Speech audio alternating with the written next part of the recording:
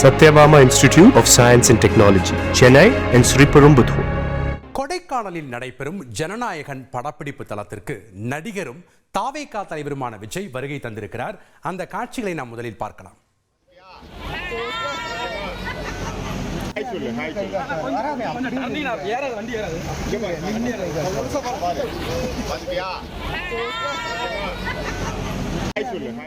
கள விவரங்களை வழங்க இணைகிறார் செய்தியாளர் ஹரிஹரன். வணக்கம் ஹரிஹரன். தற்போது கொடைக்கானல்ல படப்பிடிப்பு தளத்திற்கு வந்திருக்கிறார் தாவேகா தலைவர் விஜய்.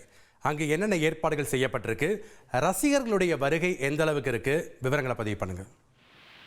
வணக்கம். கொடைக்கானல் தாண்டிக்குடி மலைப்பகுதியில் உள்ள அசன்குடி மலை கிராமத்துக்கு செல்லும் வழியில் உள்ள சுமார் 30 ஏக்கர் பரப்பளவு கொண்ட தனியார் தோட்டத்தில் ஜனநாயகன் படப்பிடிப்பு கடந்த 2 தினங்களாக நடைபெற்று வருகிறது.